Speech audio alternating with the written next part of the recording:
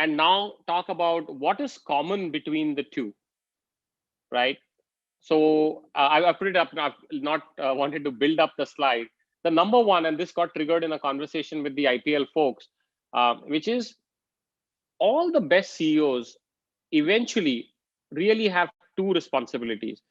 The number one is to make decisions, and the number two is to deploy capital.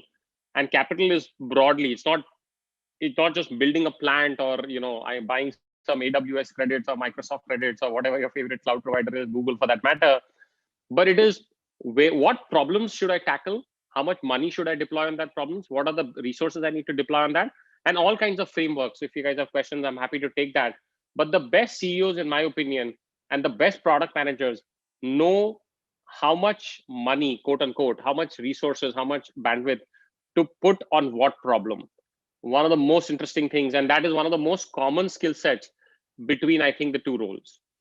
Decision making, absolutely, right? I mean, a CEO's entire job is to make decisions. If you look at and hear Jeff Bezos of Amazon talk, he's like, my only job is to make great decisions. And even if I make one great decision a day, the company is going to be fine, even circa 2030 or 2031.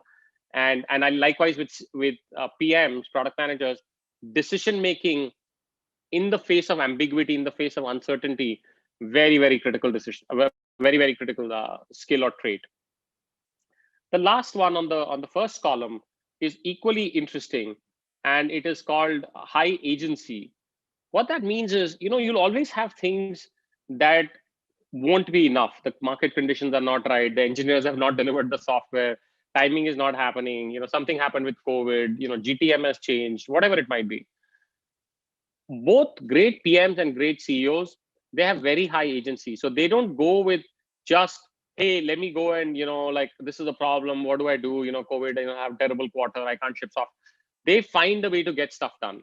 They are problem solvers. They're doers, right? They're not debaters and discussers and all that, right? They're pretty action oriented.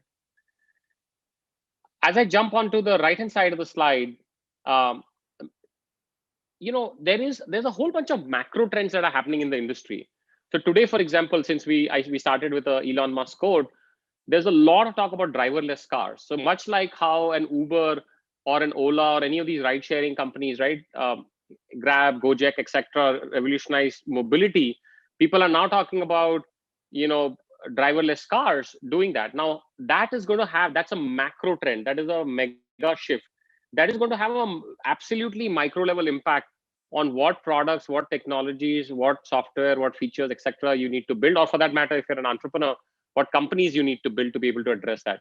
So you need to be able to balance trends, which are things that are happening here and now, and customers and consumers are going to ride on from the mega shifts that are going to happen over the next 10 years. So again, you need to both, I think PMs are a little clairvoyant and forward looking, or certainly, gazing at the crystal ball, and so are CEOs. I think a lot of you mentioned communication skills, so I won't say a whole lot there. Until there are questions, we can take them there. But you have to be an excellent, communicator, written, verbal, inspirational, empathetic. Some of you said, completely agree with all of that.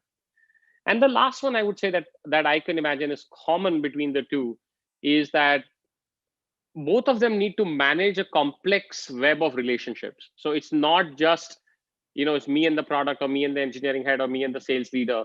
There's a bunch of different moving pieces, and you need to get them to align together. That's what I meant by ecosystem manager.